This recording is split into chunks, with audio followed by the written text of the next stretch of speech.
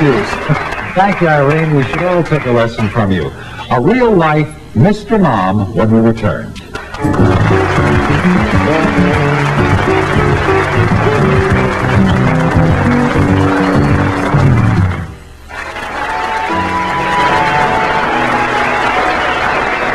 New Fathers Forums, Equal Rights for Dads, even a hit movie called Mr. Mom. It's a time when men are becoming more involved in parenting. Dr. Carl Pruitt, Associate Clinical Professor of Psychiatry at the Yale Child Study Center, has completed a study on dads who stay at home and the effect it has on children. John Chenoweth did stay at home to raise his son, and he's here with us to add his firsthand experiences to a relatively new American phenomenon, that's stay-at-home dads.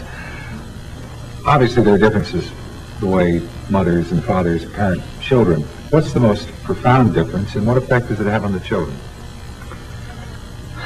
Probably the differences are more subtle than one might think, because when you look at the babies that come out of these homes where the fathers have been really on the front lines raising their children, the babies don't look terribly different at first glance. They're healthy, vigorous, very competent children.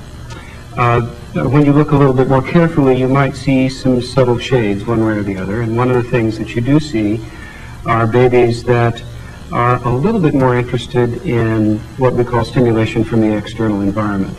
In other words, what kinds of things are there in the world around me that are of interest to me, can turn me on. But it's a subtle difference. It's not a huge one. In a study which I conducted, we looked at babies that came out of these homes, compared them with babies that were raised in traditional settings, and found that they were a little bit more social.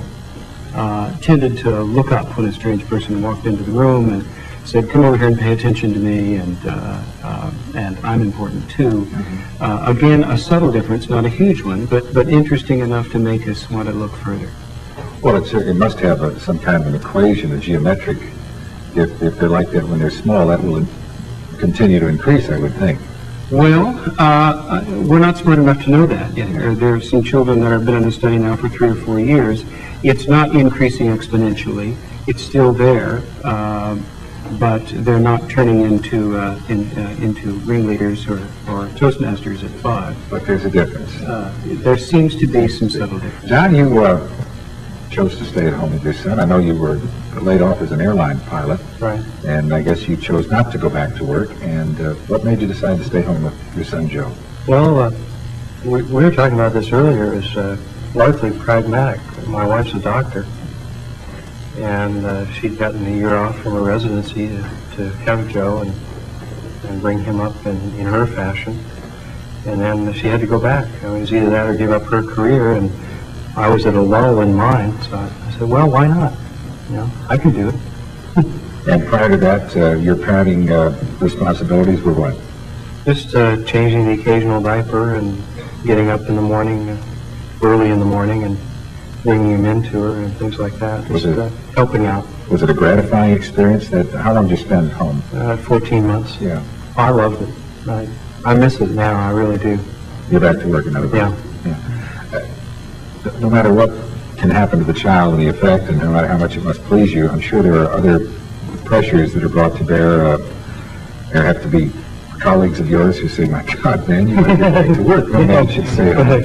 But get another flying job. Is that a problem for? Was it a problem for you? There was a little bit of within the family say, well, I think there was a feeling that if you were to stop and take time out of your career to do something like this, that you'd never get back again. That everyone would say, well, why did you do that? There wouldn't be an allowance for taking time out for something like this. And I found this to not be the case. Everybody's pretty understanding of that. No, that's something they're talking about, I think, as a matter of fact, parental leave for fathers as well as mothers. It's a very complex issue. John mentions what his personal experience were. Many of the families in the study expressed a lot of distress about how isolated and lonely they felt, because they were often the only family that they knew of in their immediate, or even not so immediate circle that were really doing it this way. Often some pressures on the men, as John said, where people were questioning, what's the matter that you have decided to do this? And the mothers were often subjected to exactly the same. What's the matter that you've decided to let your husband do this? Often Imagine your child. That's right. Yeah. There was a lot of that. And But that is changing, I would Oh, yeah. think. I would Because hope. of social pressures. I'm not going to commit to this today. I wish that I could say we really have a lot of big signs. Well, you know, maybe the attitudes aren't changing, but the people involved in the situations are changing, whereas they would be ruled by the attitude before. Now they're saying, I've got to do it, whether it's more right to do it than wrong. What about in-family pressure, in-laws and so forth? Is that a consideration? How are your in-laws, for example? Well, again, at first there was some concern that, why are you deviating from the norm and that kind of thing. And then as it looked like it was working out and we weren't breaking up over it, and I wasn't sitting at home totally degenerating, people come home, I'd be doing the same thing that a mother would be doing at home. And that the babies are doing well. Oh yeah, that really made me. That's the bottom line. That was my anxiety. I thought for sure that he would waste away. He wouldn't eat for me or anything. Yeah. At first I thought that's how it was going to go. What happens when your wife, for example, or any wife is away at work? One of the things that dads face is, who is this guy at 9 o'clock in the evening when he comes in? But what about when you reverse it and it's mom coming in? First of all, she's got to be, she has to have some reaction to that. Well, there's a number of interesting theories about why these babies are a little different than the mother-raised babies. One of the old theories was these are men who come home, they've got to jazz their babies up immediately because they've only got 20 minutes before they go to bed. Interestingly enough, some of the mothers do fall into that pattern where they come home, they say, wake up, John, we've got just a few seconds, let's make it count. But there are, the absent parent is certainly, whether it's a man or a woman, has a complex job to make those few moments count, and the mothers are finding themselves in that scene. Well, I want you to meet Joseph Chenoweth. He's out here in the audience with his grandma. And if you take a look, there's the youngster. How old is he now, John? Just over 2. All right. Yep. Well, he's obviously fascinated with the cameras and the grooming.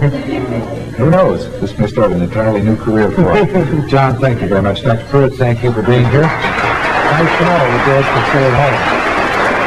We'll return in a moment.